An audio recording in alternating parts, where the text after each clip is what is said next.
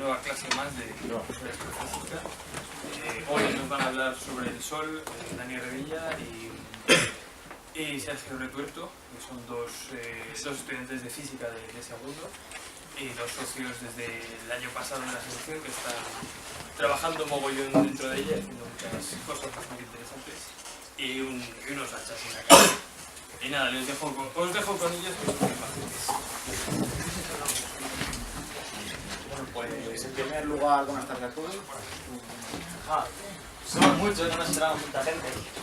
Suele ser con feedback las charlas, ¿vale? Es decir, nosotros hablamos, pero en cualquier momento podéis interrumpir mientras esto no se vaya de madre, porque no sabemos cuánto va a durar y si somos mucha gente y cada uno tiene una pregunta, pues igual vamos a estar aquí esta mañana. Así que si queréis hacer charla, podéis dar comentarios, podéis interrumpir, como queráis, pero vamos, moderadamente. Pues en primer lugar vamos a hablar, esta nueva sesión va a ser sobre física solar, vamos a hablar del Sol y cabe preguntarse qué es el Sol. Bueno, esta va a ser un poco el índice que va a seguir la charla. Empezaremos hablando primeramente sobre... ¿No será por aquí? Espera que pasen de diferente manera. Y bueno, pues nosotros vemos el Sol como algo muy grande, muy lejos de nosotros, o incluso como la Tierra, como algo muy grande, o incluso nosotros mismos nos vemos como algo muy grande. Pero nosotros estamos aquí, en una de las ramas de la Vía Láctea, y somos el Sol, en nuestro caso, es una estrella tipo T2V, que ya se verá en la siguiente charla, me parece que es la clasificación HR, el próximo viernes, y pues es otra, como muchas otras de nuestra galaxia. Pues bueno, el Sol está formado principalmente por hidrógeno y helio, y inicialmente se estimaba, bueno, ya se estimaba que estaba formado de hidrógeno y helio desde la antigüedad, pero inicialmente se creía que había 60 átomos de hidrógeno por cada átomo de cualquier otro elemento. Más tarde se estimó que había entre los 20.000 átomos de hidrógeno por cada átomo de otro elemento, y en la actualidad lo que usamos es esta relación que calcula la abundancia de cualquier elemento referida a la del hidrógeno, siendo n el número de átomos del elemento y el del hidrógeno. O sea que la abundancia del elemento es igual a logaritmo de 10 del número de átomos del elemento partido del número de átomos de hidrógeno más 12.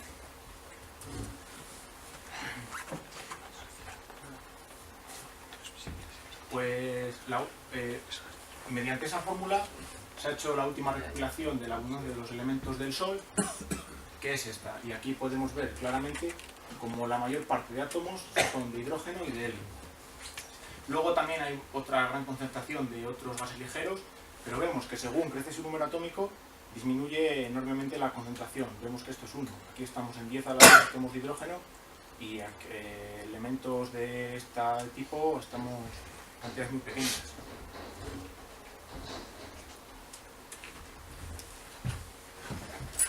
Pues bien,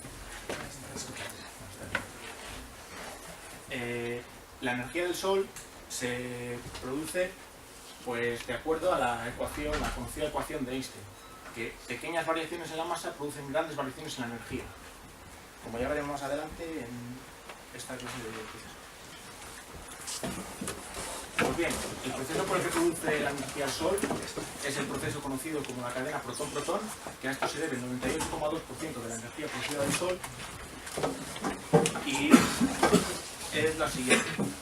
Un átomo de hidrógeno se fusiona con otro átomo de hidrógeno, dando un átomo de deuterio más un positrón, un electrón positivo, un neutrino, y todo esto produce una energía de 1,4 megaelectronvolts. Aquí es donde vemos que se pone de manifiesto esta ecuación que hemos dicho antes, que pequeñas variaciones en la masa producen grandes variaciones en la energía, puesto que se fusiona un átomo de hidrógeno y otro átomo de hidrógeno, dando lugar a un átomo de deuterio. El átomo de deuterio está formado por un electrón, un protón y un neutrón, y el neutrón es ligeramente más masivo que el anterior neutrón. Bueno, luego tenemos un positrón que tiene la misma masa que el electrón y un electrón en el átomo de deuterio, o sea que los electrones siguen siendo los mismos. Pues bien, una vez que tenemos esta reacción, hemos obtenido el deuterio y el electrón positivo, y el positrón instantáneamente se fusiona con un electrón, dando lugar a dos fotones en forma de rayos gamma, produciendo una energía de 1,2 megaelectronvoltios, y el átomo de deuterio se fusiona con otro átomo de hidrógeno, produciéndose ya helio, rayos gamma, con una energía de 5,5 megaelectronvoltios. Vale, antes ya hemos obtenido helio, pero hay otro método por el que se obtiene helio, pero que este es muy poco probable que suceda, puesto que son necesarias que estén tres partículas en el mismo sitio, en el mismo instante o muy cerca, que son dos átomos de hidrógeno y un electrón, que dan lugar al átomo de deuterio y el neutrino. Y ese átomo el átomo de deuterio se fusiona luego con otro átomo de hidrógeno igual que antes para producir helio, rayos gamma y los 5,5 megaelectronvoltios de energía que hemos visto antes. Pues vale, ahora ya hemos obtenido helio 3. Entonces, a partir de ahora pueden ocurrir tres cosas. La mayor probabilidad que ocurra es la cadena 1, que se llama cadena 1, vamos, que es que fusiona dos átomos de helio 3, dando lugar a un átomo de helio 4, otro átomo de hidrógeno, otro átomo de hidrógeno, y produciendo 12,9 megaelectronvoltios de energía. El siguiente proceso que puede ocurrir es la cadena 2, que es en torno al 8,9% de probabilidad de que ocurra, que en esta se fusiona helio 3 con helio 4 y da lugar a berilio y a un fotón en forma de radiación gamma. Luego, ese berilio, ese átomo de berilio se fusiona con un electrón y da lugar a litio ahora, más un neutrino. Y el átomo de litio se fusiona con otro átomo de hidrógeno, dando lugar a dos átomos de helio 4.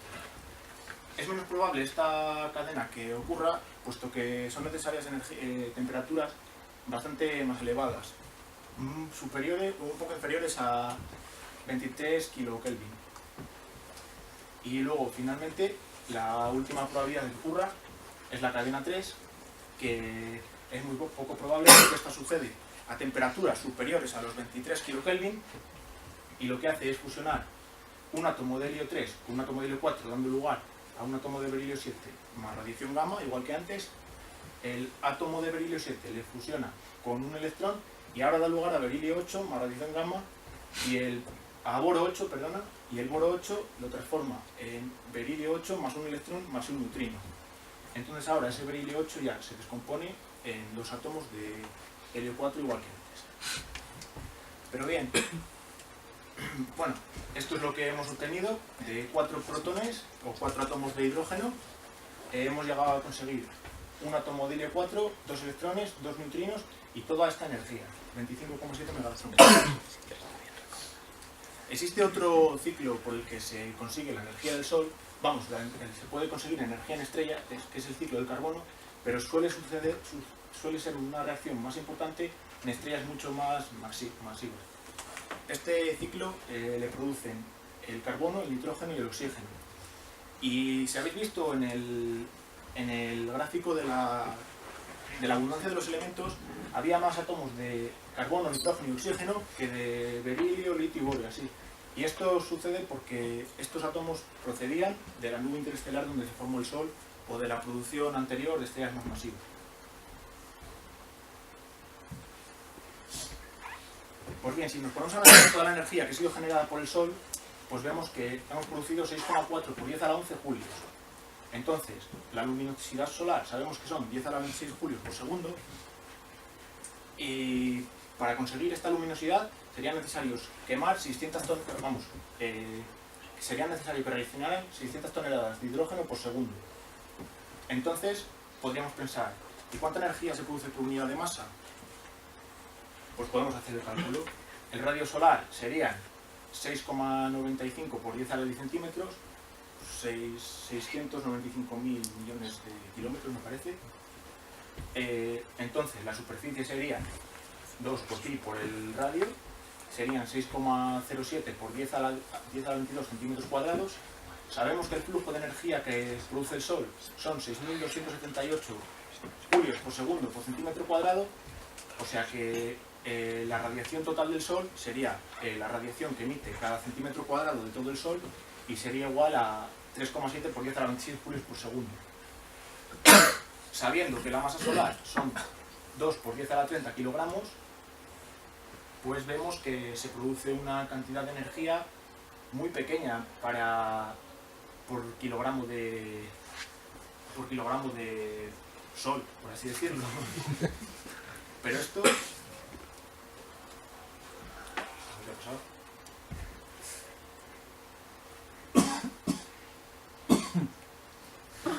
Podría asombrarnos, porque es una cantidad extremadamente pequeña que cualquier... O sea, el cuerpo humano produce más energía que esta cantidad. Pues bien, esto es lo conocido la paradoja de la energía, y este señor, George Gamow, un gran divulgador científico, pues la resolvió diciendo que la velocidad de producción de energía es proporcional a la tercera potencia de su dimensión, y la pérdida de calor son proporcionales al cuadrado de su dimensión. Entonces, cuerpos mucho más voluminosos necesitan producir energía mucho más lentamente para mantener su temperatura constante. Él lo asimiló en la vida cotidiana a que los elefantes metabolizan la energía mucho más despacio que un pájaro, puesto que es mucho más masivo. Vale, pues ahora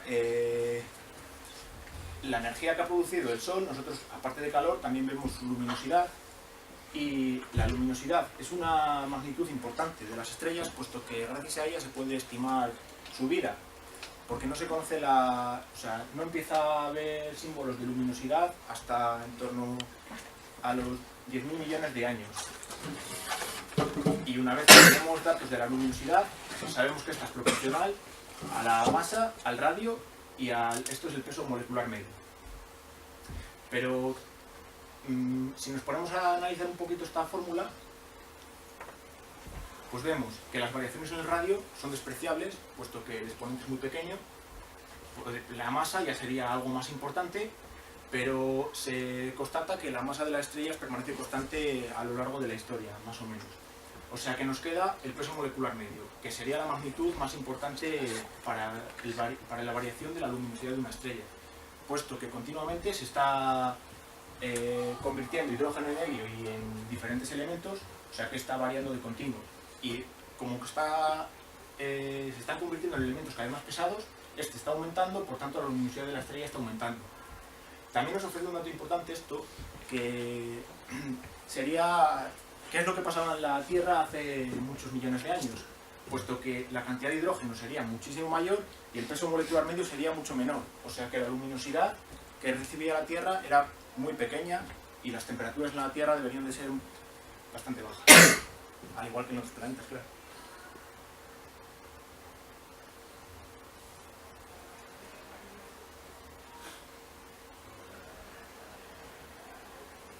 Bien, pues otro fenómeno también de transporte de energía, podemos decir, sería la convección. ¿Qué es la convección? Pues es la forma de transferencia de calor de zonas frías a otras zonas más calientes en el seno de un fluido. Esto lo podemos ver, por ejemplo, en una olla, en una cazuela, donde el agua caliente se calienta por abajo y se reparte a lo largo de todo el fluido por fenómenos convectivos. O sea, sube de las zonas más calientes de abajo a arriba. En el Sol se produce en la zona convectiva, como su propio nombre indica, claro, que es más o menos la zona más externa del Sol, y donde podemos observar también los efectos de la convección en el Sol. Bueno, convección, de momento la llamamos convección. Lo que podemos observar, como bien decíamos, es la granulación, pero ¿esto qué es? ¿Son corrientes de convección o son corrientes turbulentas en la superficie del Sol? Pues se puede demostrar que para gránulos grandes sí que están originados por convección térmica, mientras que los gránulos pequeños tienen un carácter turbulento. Y además, ambos procesos son un proceso caótico, o sea que no se puede estimar dónde se va a producir un gránulo o dónde no, o qué es lo que va a pasar. Y es decir, que pequeñas variaciones en las condiciones iniciales del sistema donde se forma el gránulo, pues alteran totalmente el resultado de ese proceso. Con esta fórmula, que P viene siendo la longitud de la periferia, es decir, el perímetro del gránulo, A es el área y D es la dimensión fractal, que esto es una magnitud que yo no sé muy bien de qué habla, Pero bueno, el caso es que para el tamaño entre gránulo pequeño y gránulo grande lo marca esa D, que para cierto valor de ella obtenemos una P de en torno a unos 1000 kilómetros, que estos 1000 kilómetros sería, a partir de 1000 kilómetros serían gránulos grandes, por debajo de 1000 kilómetros consideraríamos gránulos pequeños. Como decía antes, se puede demostrar que los gránulos grandes están formados por corrientes convectivas, y esto lo demostramos gracias al efecto Doppler, que lo que se hace es ver qué es lo que pasa con las zonas que se alejan de nosotros y qué es lo que pasa con las partes de materia que se alejan de nosotros y con las partes que se acercan a nosotros. Y con ello podemos ver que, sobre todo, las fluctuaciones en la velocidad vertical y bueno, también variaciones en el brillo del gránulo, como se supone que son corrientes convectivas, cuando llegan a una cierta distancia, a una cierta profundidad, estas se anulan. Aquí es donde podemos ver el efecto Doppler, que esto indica la velocidad respecto a la profundidad, y vemos que, o sea, esto es la velocidad del gránulo y esto es la velocidad de las zonas intergranulares. Es decir, según va saliendo de la superficie, el gránulo aumenta su velocidad, mientras que las zonas intergranulares, según se meten hacia adentro, disminuye la velocidad. O sea que el centro del gránulo sería por donde fluye la materia hacia arriba, mientras que las zonas intergranulares, que las ven más oscuras, por donde baja la materia fría otra vez al interior. La gráfica anterior yo creo que más de uno conoce a la autora. Sí, la gráfica esta me pareció curiosa porque es de Inés Rodríguez, es la directora del Museo de la Ciencia, que no sé si lo sabéis, es de biofísica, y pues tiene algún trabajillo por ahí publicado y esas cosas. Bueno, esto es una simulación por ordenador de lo que sería la superficie solar. Aquí vemos claramente cómo se producen los efectos de granulación, vemos gránulos grandes, gránulos pequeños, y vemos que las zonas intergranulares es donde claramente el flujo es por donde disminuye. Las flechas grandes son el ascenso del flujo, mientras que las finas son el descenso.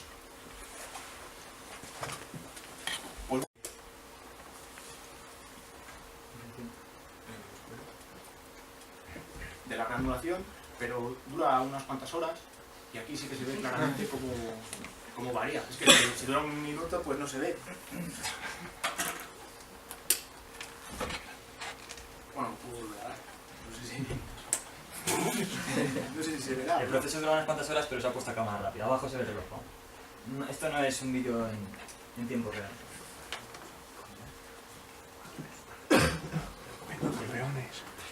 Ah, que ya, vale. Pues veis cómo se puede observar, bueno, si lo miras un rato, pues puedes observar cómo los gránulos se van juntando con otros, se van fusionando entre ellos y demás.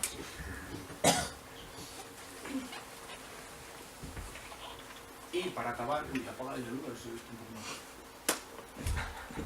para acabar con lo que es la granulación, un fenómeno bastante curioso son los gránulos explosivos, que son gránulos que se pueden detectar por el ennegrecimiento de la zona central, y lo que sucede es que en pocos segundos se rompen en varios fragmentos.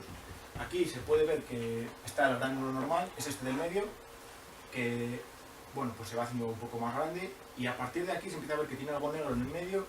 Aquí está más fuerte, aquí más fuerte, y aquí ya vemos que se han formado varios gránulos alrededor de él. O sea, y esto es una imagen de unos segundos, o sea que no, porque supongo que será un vídeo y son imágenes, son los fotogramas del vídeo. Y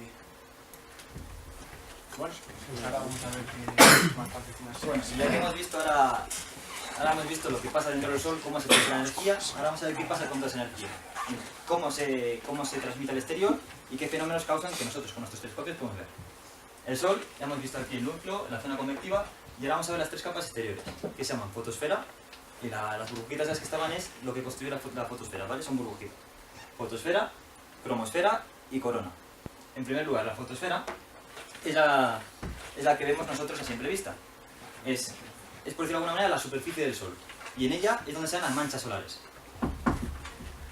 Con las manchas solares me voy a enrollar un poquito porque digamos que por ahí es donde se manifiestan todos los fenómenos del Sol, salen a través de ello.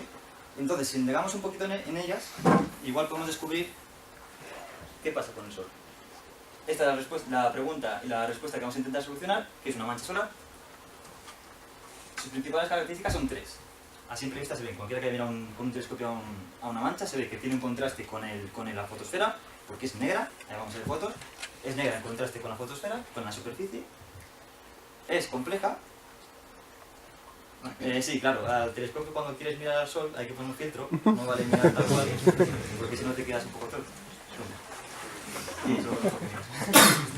Son complejas, es decir, no es un punto cero, sino que cuando metes más aumentos, cuando metes mayor abertura en el telescopio, cuando puedes verlo mejor, se ve que tienen cosas raras, que no es una circunferencia perfecta, y que son inhomogéneas, que no solamente es un punto negro, sino que tiene una umbra, una penumbra y más cosas. El contraste y inhomogeneidad no hay que decir mucho, se ve con el telescopio que se ve que es el contraste, que es una parte más oscura con la fotosfera. Inhomogéneas también se ve a simple vista, que es una umbra, una penumbra en la fotosfera. He dicho umbra y penumbra. La umbra, la mancha es todo esto, ¿vale? Todo lo que sea más oscuro en contraste con la superficie solar.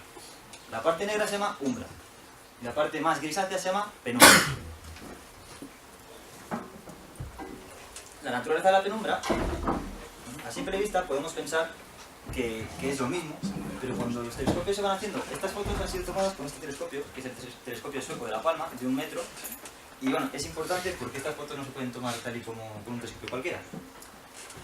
Ha sido determinante el usar este telescopio porque al principio se veían manchas solares y se veía que era una parte negra, una parte gris y la parte blanca, que es la fotosfera. Pero cuando metes más caña, te das cuenta que la penumbra son como gránulos alargados. Es un gránulo, pero está alargado. Entonces se puede pensar, es un gránulo alargado, ya está, vale. Pero cuando metes más chicha, en la penumbra, como no hemos conseguido meter todavía demasiada chicha, sabemos lo que pasa, pero no sabemos lo que pasa. La penumbra son gránulos, como los que nos ha enseñado Sergio, solamente que se han ido alargando y están convertidos como en espaguetis. A ver si... Se puede pensar que cada gránulo, cada filamento que contribuye a la penumbra, es solamente un gránulo. Pero si veis esta imagen, yo lo que pensaba, si veis esta imagen,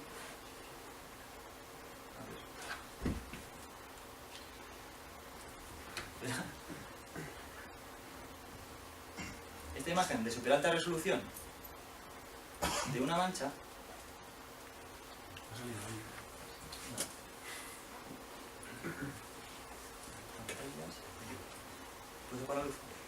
si veis esta imagen de super alta resolución de una mancha, podemos ver la granulación, que nos ha enseñado en un vídeo, la penumbra, que son un montón de filamentos, y si os dais cuenta, que esto yo me di cuenta fijándome en los poros, que son manchas pequeñas, si os dais cuenta, cada filamento no es solamente un gránulo, sino que tenemos un gránulo grande, y que como si se tratase de algo blandito, como un blandiblue, se va cerrando sobre sí mismo y se generan ahí como unas estrías. Es decir, cada filamento de la penumbra es una propia mancha que se está fragmentando. Y no cada filamento no es una mancha única. Aquí lo podéis ver mejor también. Un gránulo y se están generando aquí los filamentos. También, solamente con observar las imágenes, vemos que la disposición es radial y también vemos que la frontera entre la fotosfera y la penumbra es más o menos clara. Se ve que se van alargando y pistolas. En cambio, con la umbra es mucho más irregular. Es una cosa cerrada, hay veces que se meten más, que se generan lo que se llaman puentes de luz, llegando incluso a dividir una mancha en dos y producir la separación. Los filamentos que la conforman tienen una anchura de unos 250 kilómetros. Y la temperatura en comparación con la fotosfera es de 5400 Kelvin y la fotosfera es de 6000, es decir, hay unos 600 grados de diferencia. También hace falta decir que, como vemos que es más oscura, si tú coges el brillo de la fotosfera y la comparas con el de la... Perdón, si coges el brillo de la penumbra y lo comparas con el de la fotosfera, vemos que el de la penumbra equivale al 75% de la fotosfera. Es como decir, coges un fluorescente, coges el 75% del brillo y eso es la fotosfera. Vale, Sergio antes ha comentado también que en una granulación se producen flujos ascendentes y descendentes. Como la penumbra está formada por gránulos, cabe pensar que también ocurre lo mismo, que hay flujos ascendentes y descendentes. En esta imagen, en color rojo, se ven los flujos descendentes. Y en esta imagen, que es la misma mancha, solamente que con el efecto Doppler. El efecto Doppler es lo que ha dicho Sergio, que es, tú cuando ves un coche acercarse, lo ves mucho más agudo, mucho más agudo que cuando se aleja. Porque las ondas se compactan cuando se acercan de nosotros y se alejan cuando se está alejando el coche. Aquí las zonas azules representan el flujo que está saliendo cara a nosotros, que va más rápido. Y el rojo, el que se mete para adentro, que vemos como más lento, porque se resta la velocidad. Por lo cual vemos que en la cresta, digamos, en las crestas de los gránulos que forman la penumbra, es azul, por lo cual está subiendo y la roja se está metiendo. Vemos que hay movimiento en una mancha. Aquí podemos deducir unas cosas. Vamos a suponer, es una suposición, y a ver si funciona la suposición. Vamos a suponer que irradia como un cuerpo negro. ¿Un cuerpo negro qué es? Imaginaos una caja de zapatos que hacéis un agujero. Miráis por ahí y está negra. Si metes una linterna, ves que no sale nada, que todo sigue siendo negro. Si metes un foco de 1000 vatios, sigue siendo negro. Es decir, toda la luz que entra, no sale. También se puede pensar al revés, que toda la luz que sale emite en todos los colores, en toda la radiación. Microondas, gamma, radiación, radio, todo. Vamos a suponer eso. ¿Por qué? Porque a los físicos nos gusta mucho suponer cosas. Por ejemplo, vacas. ¿Ha pasado ya? Sí. Vacas esféricas y demás cosas raras. Pero como vamos a ver, funcionan. Estas suposiciones parecen de locos, pero funcionan. Esto es, vamos, un cuerpo negro que emite en todas las longitudes de onda, ¿vale? También vamos a apoyarnos en Lady Bien, que es una cosa tan simple. La longitud de onda máxima, una onda, se caracteriza por ser una onda. Como una cuerda, pues una onda electromagnética es una onda. Y aquí nos está diciendo que la longitud de onda esta máxima, que viene a ser cuán larga es esta, es igual a un número, a una constante, partida la temperatura del cuerpo que la genera.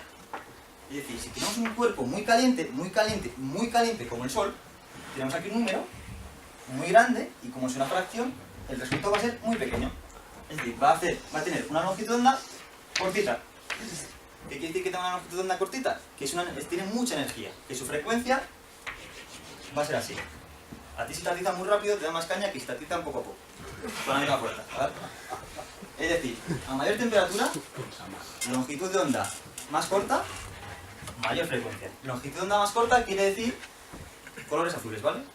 No voy a explicar por qué, pero longitud de onda quiere decir colores azules o colores más oscuros, en lo que vamos a ver ahora. Y ley de Stefan-Boltzmann también nos vamos a pasar en ella, que lo único que nos dice es que la temperatura de un cuerpo, de dos cuerpos, están relacionadas con su intensidad. Es decir, cuanto más brilla un cuerpo, mayor es su temperatura. Cuanto menos brilla, menor es su temperatura. En algunas ocasiones, porque es que está muy bien que te digan esto es así porque sí, o que te pongan un numerito, aunque te creas la ecuación, que por lo menos puedes demostrarlo más o menos. Ahí está la diferencia entre divulgar ciencia y popularizar ciencia. Popularizar ciencia es enseñar cosas y divulgar ciencia es enseñar esas cosas y demostrar un poquito por qué. Que como es un curso de astrofísica, estamos dando un poco de caña por eso. Vale, la ley de Bien, la ley de Stefan-Boltzmann. Entonces, vemos que el brillo depende únicamente de la temperatura de la estrella, o de la temperatura de dentro de la estrella, cada región. Vamos a ver que una mancha solar era más oscura que toda la estrella. ¿Eso qué quiere decir? Que si es más oscura, tiene una menor longitud de onda, por lo cual la temperatura tiene que ser menor. Tenemos una conclusión, que la temperatura de una mancha solar es menor que la de la fotosfera. Es importante. La ley de Stefan-Boltzmann nos lo viene a corroborar. La intensidad que captamos en una mancha solar, la luz que captamos es menor que la de la superficie solar, por lo cual su temperatura también tiene que ser menor.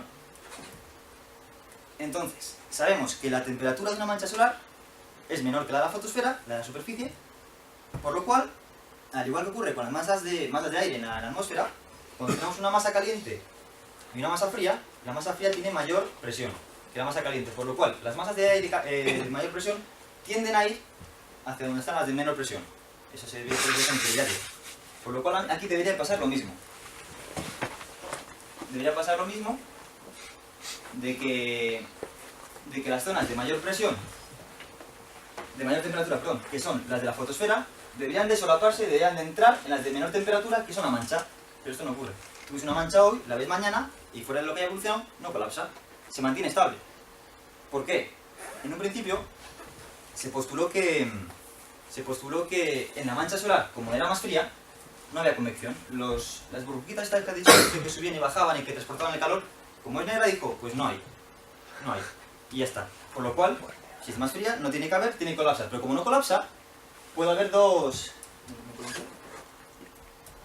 Puede haber dos hipótesis. Una, que no irradia como un cuerpo negro, es decir, la hipótesis que hemos hecho de la vaca esférica está mal.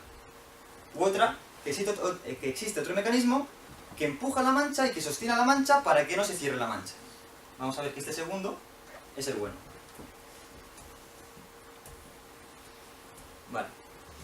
Hale demostró en su día, y observando con el Sol, con espectrógrafos y con magnetógrafos, demostró y vio que las manchas solares estaban relacionadas con un campo magnético fuerte. Es decir, si imaginamos el Sol como un...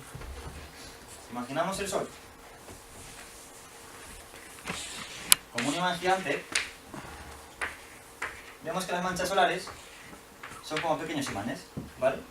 Y el resto, pues nos podemos olvidar de ello, pero vemos que las manchas solares son como pequeños imanes. Es lo que vio Hale. Luego, Birman, el hombre cerveza, vio que también disminuía la convección de las manchas solares, pero no se anulaba. No se anulaba la convección. Si os dais cuenta, en la diapositiva anterior,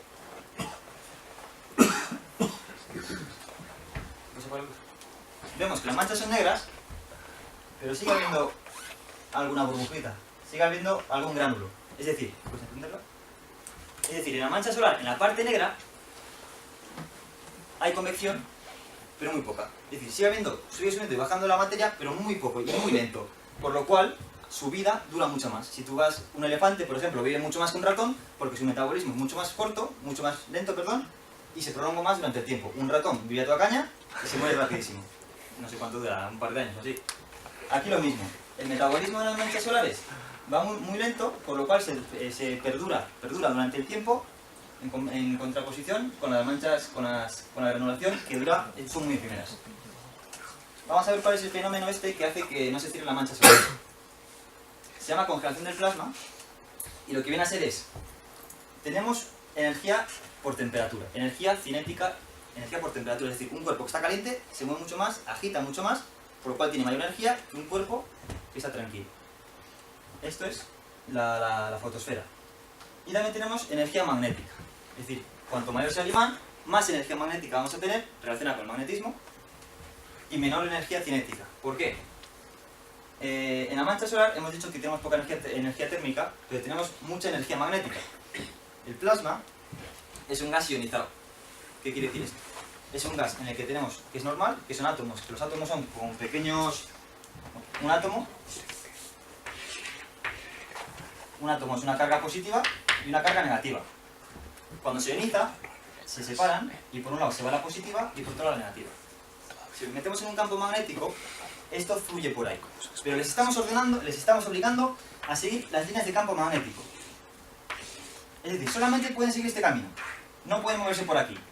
¿Eso qué hace? Que no puedan vibrar tanto y están obligadas a seguir unas direcciones que en este caso saldrían hacia nosotros, por lo cual aumenta su cantidad de energía magnética y disminuye su temperatura y su energía cinética relacionada con la temperatura, por lo cual tienen menos temperatura, se ven más oscuras y es nosotros el contraste que vemos, por lo cual la mancha es negra.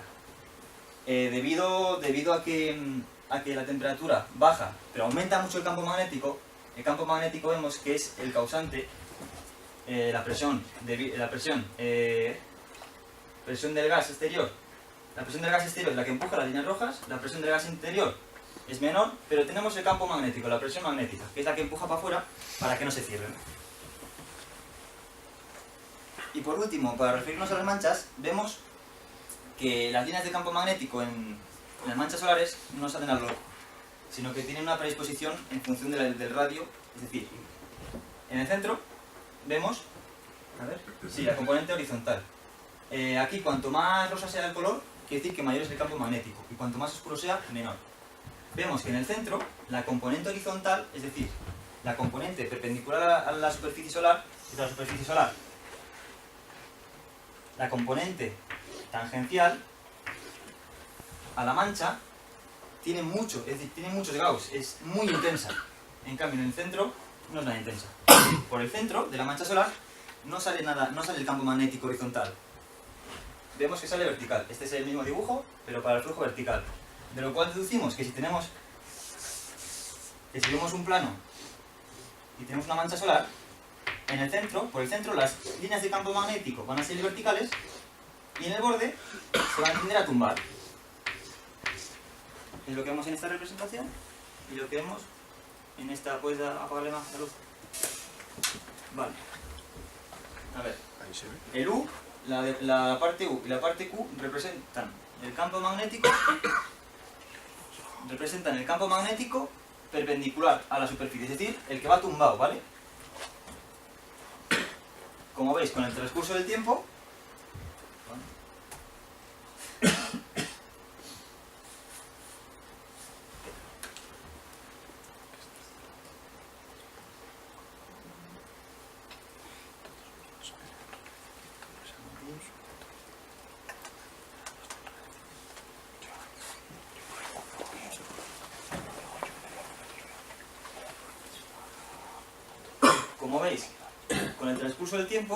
las líneas horizontales, perdón, estas son las líneas verticales, la Q y la U son las verticales, vemos que al principio es muy poca, que al principio es muy poca, estas son las horizontales hay un montón de ellas, porque la parte central de la mancha ocupa menos espacio que las periferias. Vemos que son mucho menores y aquí son mucho mayores, y cuando va evolucionando es justo al revés.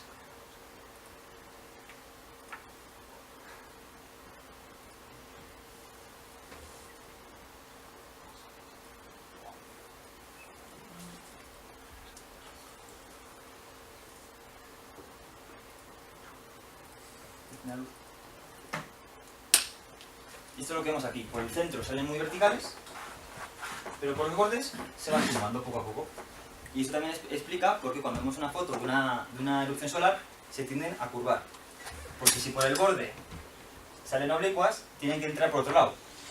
Por lo cual vuelven a entrar. Y eso es lo que explica que muchas erupciones solares tengan una forma de arco.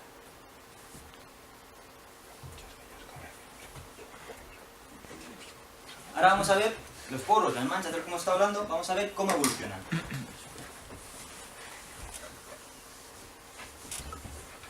Cuando tenemos una mancha, un poro es una mancha, es un punto negro en la superficie solar. Entonces, a partir de aquí puede evolucionar de dos maneras. Una, cuando surge ese poro, puede ser que se vaya al carajo y desaparezca. Tal como surge, desaparece. Y otra puede ser que empiece a aumentar, disminuye el brillo. Como se va evolucionando, hemos visto que las manchas se caracterizan por ser negras, por lo cual no tiende a aumentar el brillo, sino a disminuir, a volverse más oscura. Disminuye el brillo y se convierte en más regulares. Es más grande. Cuando sigue creciendo, empieza a desarrollar la penumbra. La penumbra es la forma, lo que hemos visto, de que la forma radial y tal. Entonces, desarrolla una penumbra. Cuando la mancha solar adquiere un tamaño de 5 segundos de arco, vamos, y tiene penumbra, sigue aumentando el tamaño y se estabiliza. Ahí se mantiene tranquila. Cuando se mantiene estable, crece y se mantiene estable y llega a un punto en el que permanece durante unos cuantos días estable y se empieza a decaer. No puede seguir evolucionando, por lo cual empieza a decaer. Y aquí tiene dos procesos. Se puede desintegrar una mancha o puede volver a reducirse. Si se desintegra, es que se parte por la mitad, por ejemplo. Se parte por la mitad y cada una de esas dos manchas tiende a hacer su vida y se van reduciendo hasta no quedar en nada. Pero también puede coger y esa misma mancha, ella sola, tiende a disminuir. Disminuye y desaparece por completo. Bueno, esta parte es la que se llama fragmentación y esta se llama involución. Ahora vamos a pasar a la siguiente capa. La siguiente capa es la cromosfera. Está la fotosfera, cromosfera y corona. La cromosfera es la parte que observamos con los telescopios en la longitud de onda H. Tenemos abajo en el GUA unos cuantos, cualquiera puede mirar por ellos. Y se caracteriza porque a simple vista no podemos verla. Porque es muy tenue, es como la atmósfera terrestre, digamos. Es muy tenue y la fotosfera la eclipsa, digamos. Tiene tanto brillo que la eclipsa y no la podemos ver. Por lo cual solamente hace falta quitar toda la luz y quedarnos solamente con la longitud de onda del H alfa. y se caracteriza por ver el Sol como una bola de fuego. En ella, al igual que en la fotosfera teníamos las manchas, que eran negras y eran características a ella, en la cromosfera tenemos también manchas, tenemos unos filamentos que se llaman protuberancias. Si se ven en el borde, en el limbo solar, aquí se ven, las protuberancias son erupciones de masa solar, es decir, plasma que sale para arriba como cañonazos, como cuando sube se enfría, y por eso se ve, por el contraste del frío caliente, se ve como hilos negros. Y si lo vemos en contraste con el fondo espacial, como el fondo es negro, esto está frío, la protuberancia está fría, pero sigue caliente, por lo cual se ve roja. Y podemos ver pues como que tiene crestas el Sol, y aquí como que tiene hilillos.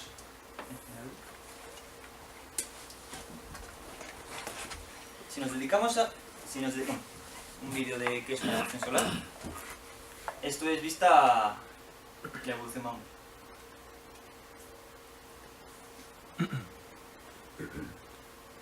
Aquí se ve una erupción pequeñita, de aquí se ve que entran y salen, que tienen forma así como rizos, que tiene forma como rizos, que es lo que explica, no, se le va a pasar ya. Tiene forma de rizos que suben y bajan, por lo que hemos explicado antes de que la línea en la mancha se tiende a curvar y tal. Las manchas solares parece ser que están asociadas a las protuberancias. Sí, pero no. Sí, ¿por qué? Porque muchas veces observamos una protuberancia que sale de una mancha. Es decir, sale el chorraco de una mancha. Pero hay otras veces que no salen de ahí. Vemos que no hay ninguna mancha y de repente te sale el chorro. Entonces, ¿por qué? Pues bueno, las manchas, a lo largo de un ciclo solar, que luego lo explicaremos, tienden a aparecer a una latitud de unos 40 grados. Si este es el Sol, a medida que va avanzando el ciclo solar, las manchas solares aparecen en latitudes de unos 40 grados y cuando va avanzando se tienden a acercar al ecuador.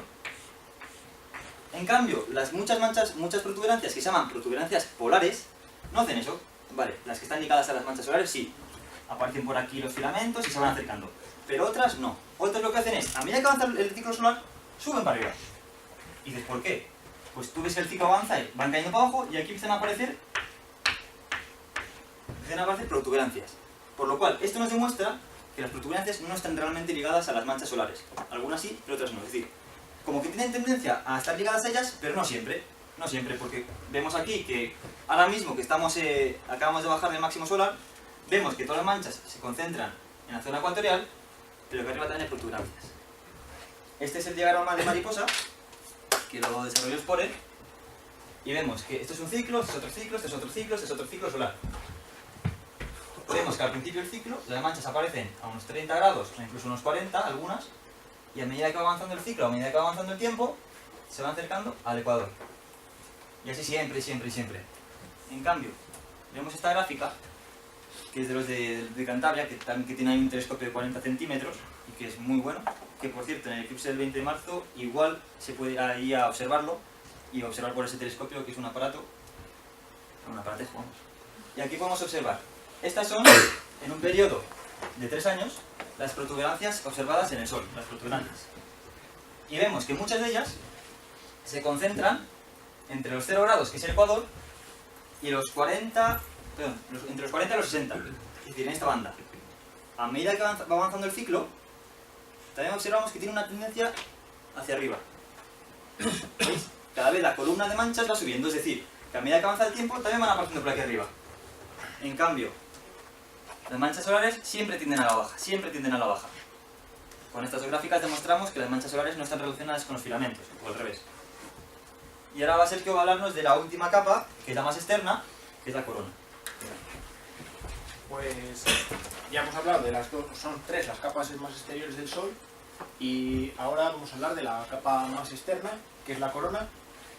Esta es una capa de gas, tiene una densidad muy pequeña, y además es la más enigmática de las 3, puesto que pasa de 4000 Kelvin en la que está la cromosfera a 1.000.000 de Kelvin. Pero esto contradice las leyes de la termodinámica, porque no se puede pasar de una zona más fría, no se puede transmitir el calor de una zona más fría a otra más caliente. ¿Y qué es lo que pasa? Aquí se respetan las leyes de la termodinámica. Pues bien, una explicación de este fenómeno puede ser que en la corona está formada por flujo de campo magnético también. Por ese campo magnético también circula gas ionizado y ese campo magnético puede producir vibraciones que a la vez generan vibraciones en el plasma, el cual calentaría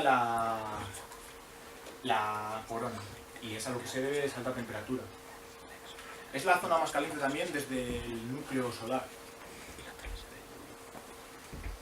Observarla es bastante difícil porque es muy tenue y mucho más comparada con el brillo de la fotosfera o de la cromosfera incluso, pues es apenas insignificante. Entonces, donde se suele observar es durante los eclipses, cuando es un eclipse total, que la luna tapa completamente el disco solar. Se puede ver perfectamente, por aquí hay una foto, esto es durante un eclipse, una foto, y aquí podemos ver la corona y pues las estructuras que tiene la corona. Otra forma de verlo también es con unos telescopios especiales, que son los llamados coronógrafos, que son un telescopio normal, pero colocamos aquí un circulito que lo que hace es eclipsar el Sol, o sea, eclipsa el disco solar y solamente vemos los alrededores. De esta manera nos permite ver también, pues igual que un eclipse de luna, pues lo hacemos nosotros artificialmente. Estos son un coronógrafo, bueno, estos son imágenes de un coronógrafo, también es un coronógrafo un poco especial, porque está en el espacio, es del telescopio espacial SOHO, de la ESA, de la NASA, en colaboración con la ESA, y pues también aquí vemos cosas bastante peculiares, que son las llamadas banderolas coronales. Esto está producido, como ya hemos dicho, por ionización de las líneas de campo magnético, pero líneas de campo magnético a grandes escalas, puesto que las que antes hemos visto eran muy cerca del disco solar. También vemos que según se van alejando, se van quedando, o sea, son como un hilo, pongamos, que según se aleja se va haciendo plano, llega a ser plano y vuelve otra vez a entrar en forma con volumen. Vamos, aquí sería una lámina y dependiendo de la energía que estas tengan, también a veces oímos por las noticias y por ahí que hay explosiones de eyecciones de masa coronal, que lo que pasa es que cuando las líneas estas de campo son muy fuertes, se rompen y la materia sale expulsada hacia el espacio. Bueno, pues en esta también podemos ver las banderolas, pero mucho más tenues. También es una imagen bastante más pequeña. Y aquí se pueden ver, esta es una imagen desde la Tierra, que cualquiera la podría ver. O bueno, esto es una foto, se vería más tenue, pero durante un eclipse se podría ver así. Y nada, ya estas son las 3 capas del Sol.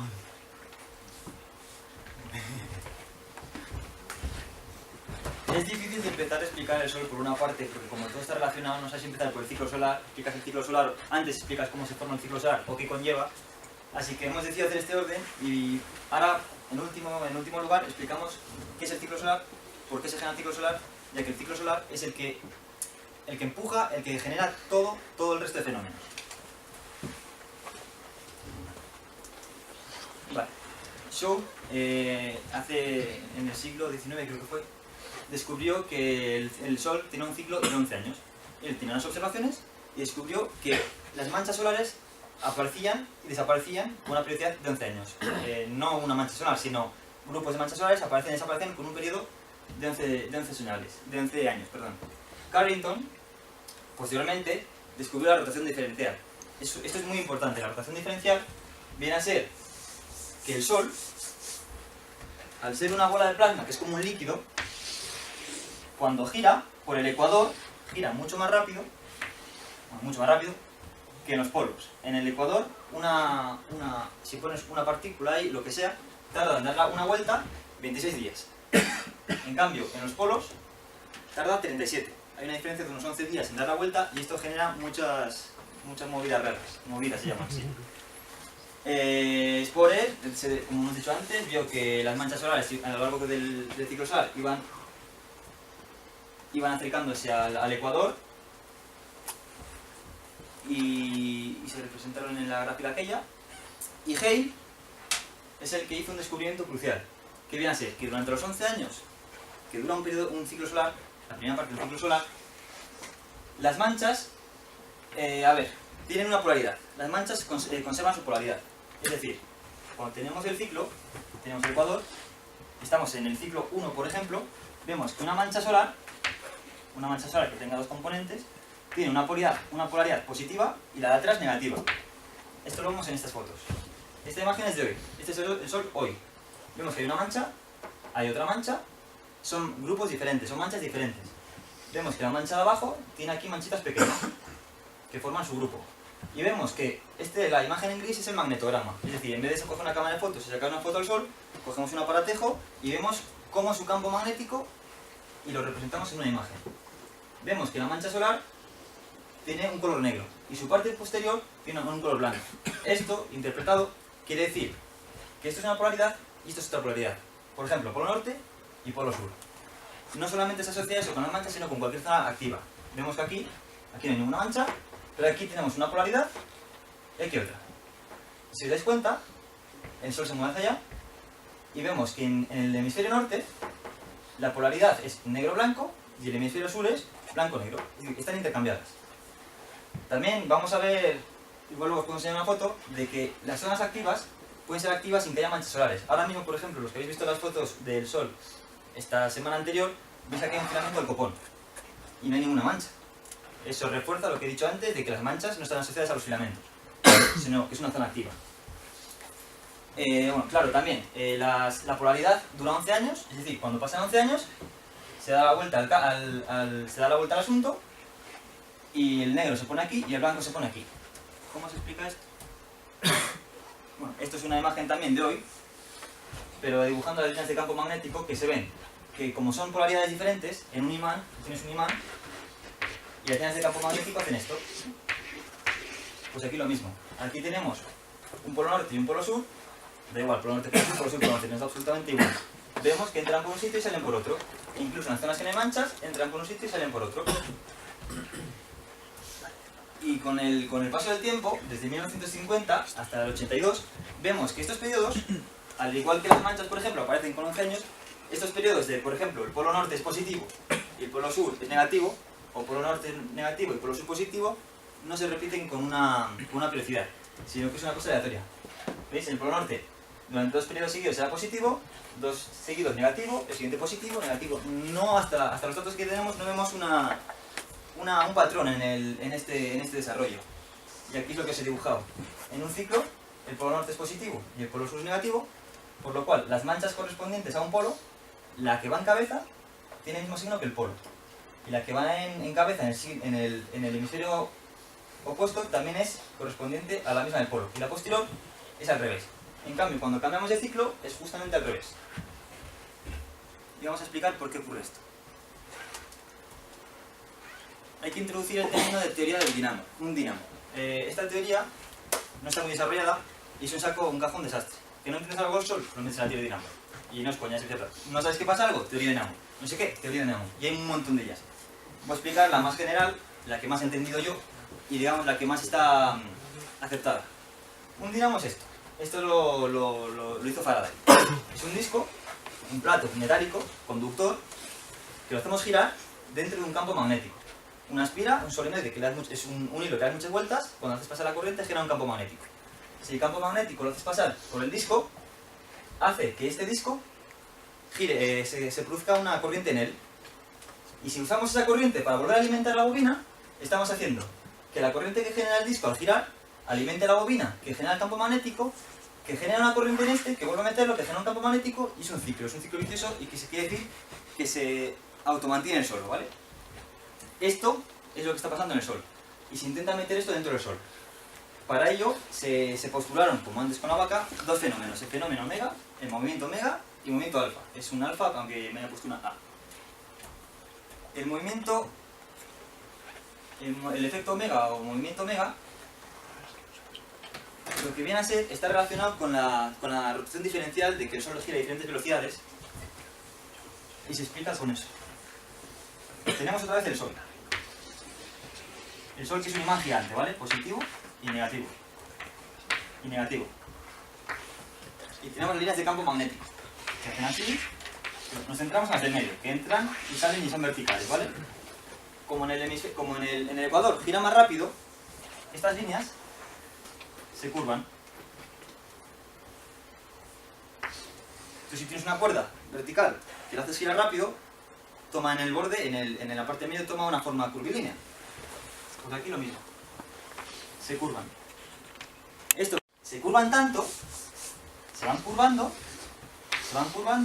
y al final se acaban rompiendo y generan lo que viene a ser un campo magnético toroidal. Toroidal viene a ser con forma de donut. Es decir, así. Esto lo podemos también generar una amplificación del campo magnético, que es tú coges un cilindro, por ejemplo, y le estrujas para arriba, la densidad, si la consideramos igual, vemos que aumenta el campo magnético en este cilindro. Voy a hacer el desarrollo matemático, es una tontería, no, es matemática de masa por volumen, es una chorrada, pero vemos que si le estrujamos, se mantiene la densidad constante, el diámetro varía, el radio varía, la altura también, y el campo magnético aumenta. Esto unido al efecto alfa, el efecto alfa viene a ser que cuando tenemos una línea de campo magnético que ya está en forma toroidal, vemos que de vez en cuando tiene tendencia a hacer cosas raras, como el monstruo del lago Ness tiende a asomar la cabeza y a meterla, voy a asomar la cabeza y meterla. Tiende a hacer como ondulaciones. En estas ondulaciones que vemos en esta imagen, estas ondulaciones, si sale la línea de campo magnético y se vuelve a meter, eso a mí por lo menos me recuerda a una mancha solar. Una mancha solar, como hemos visto antes, que tiene una parte en el magnetograma blanca y otra negra, tiene un polo norte, un polo positivo y un polo negativo. Un polo positivo por donde sale la línea de campo magnético y un polo negativo por donde entra. Y aquí lo mismo, Esto, unido a que cuando tenemos los tubos de convección, cuando el plasma caliente está subiendo, como el Sol es enorme, están subiendo, hay un efecto que se llama efecto Coriolis. El efecto Coriolis es ese efecto que mal aplicado es el que os dice que en los lavabos o en los bidés, en el hemisferio norte el agua gira en un sentido y en el hemisferio sur gira en otro. Eso es mentira, pero cuando lo aplicas a grandes escalas o a cosas muy grandes es verdad. Por lo cual, cuando tenemos una columna de plasma subiendo, hace que gire. Si hacemos que gire, se generan magnetic loops, que vienen a ser bucles magnéticos. Y estos, en esta imagen, está aplicado solamente encima de la superficie. Pero si lo trasladamos al borde, tenemos aquí un bucle, tenemos aquí otro bucle, y aquí tenemos otro bucle. Si cogemos y le sumamos aquí todos, y tenemos el campo magnético hacia arriba, vemos que la componente general vuelve a generar otra vez el campo original del Sol.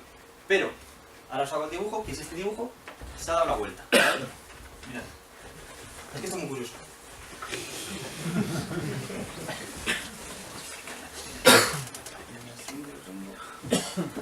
Vale, bueno. Si tenemos aquí el disco solar, este es lo último. Y tenemos al principio, a ver si me sale.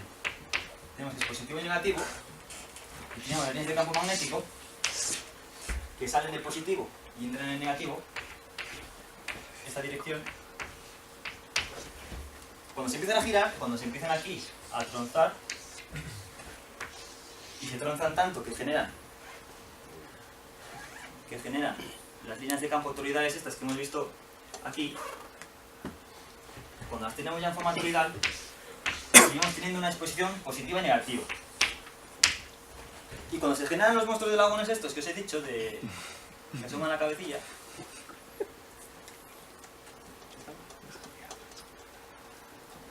cuando asoman la cabecilla, positivo, negativo, salen en un imán por donde sale el campo magnético, es la zona positiva y la zona negativa, positiva y negativa. Se sigue manteniendo la polaridad general, ¿eh? Vamos al siguiente punto, que es, manteniéndose aún la disposición general, se generan los loops, los magnetic loops, los bucles magnéticos, y si nos fijamos en el borde, vemos que es positivo o negativo, y lleva esta dirección hacia abajo. Vemos que el campo magnético, hacia arriba, hacia abajo, hacia arriba. ¿Da igual? Bueno. Así vemos que tienden a salir de aquí y meterse aquí. Eso me acuerdo. Espérate. No, porque salen del positivo y se meten en el negativo. El dibujo sería al revés. Se irán apuntando hacia abajo Por lo cual, las componentes generales de los bucles magnéticos hacen... Ah, coño, te dibujo bien.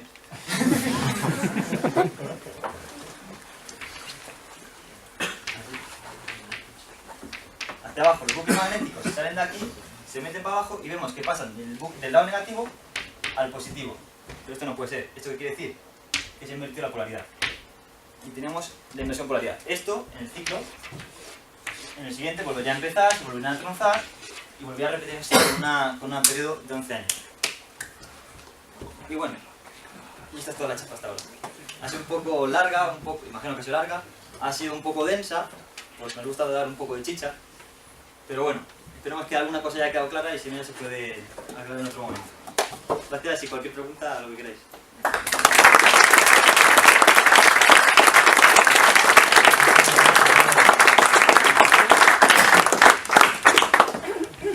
¿Alguna pregunta? Cuando hablabas del campo magnético, cuando hablabas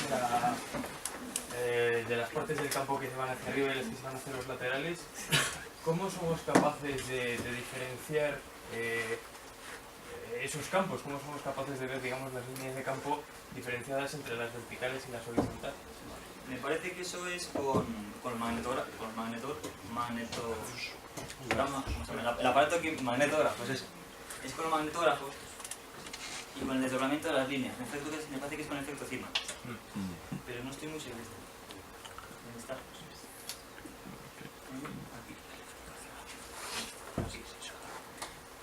¿Estas aquí dices? Decía, sí, en esta parte decía sobre todo el vídeo que ponías de la evolución de las líneas. Sí, sí. Pues yo creo que es con el desdoblamiento de las líneas por el efecto Cima, que alguno que esté en cursos superiores me lo pueda verificar. Y si no, no lo sé, es con un magnetógrafo, seguro, con un magnetógrafo, seguro, pero no sé cómo. Vale. Sí, con... Os voy a enseñar un vídeo, que se me olvidó enseñaros antes, de una mancha solar, para que veáis que no es una cosa estática. Se me hace el ordenador. Vaya. No puede ser. Bueno, luego se la enseño. ¿Alguna pregunta más?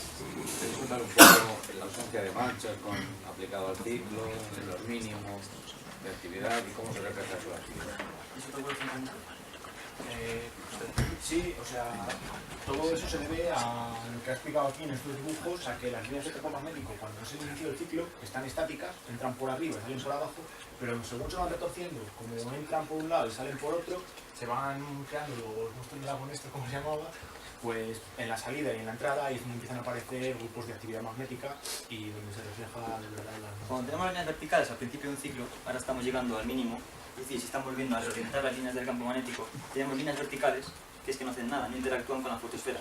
Cuando se empiezan aquí a tronzar y empiezan a asomarse por la fotosfera, es cuando cogen, pues tienes la superficie del campo, la superficie solar, tienes el plasma, que es conductor, y tienes las líneas del campo magnético que empiezan a asomar, y cuando asoman, evitan que el plasma se mueva. Como es un conductor, evitan que el plasma se mueva, por lo cual se enfría. Cuando se enfría es cuando empezamos a ver el contraste ese de las manchas solares. En cambio, si tenemos un campo liso, apenas hay estos bucles, apenas hay unas perturbaciones en la fotosfera que generan que el plasma se enfríe, por lo cual apenas hay unas zonas más oscuras. Todo viene a ser por el monstruo lagonés. Esa es la clave de todo, ¿no?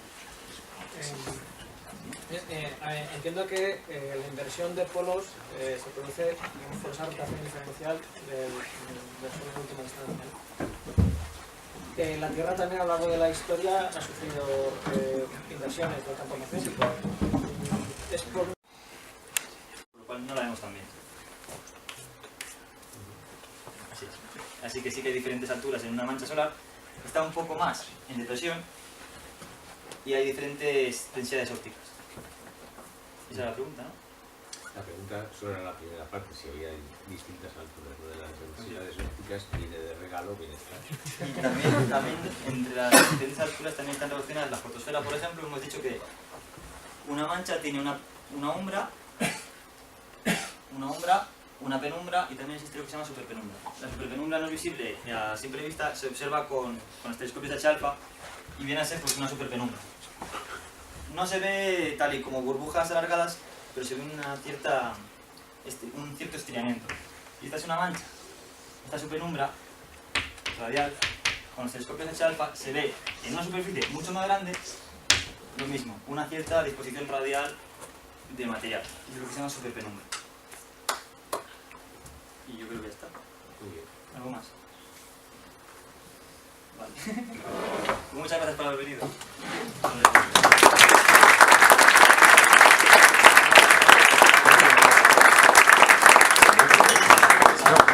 La próxima charla Se me ocurrió preguntarle a sobre Fernando Pascual sobre la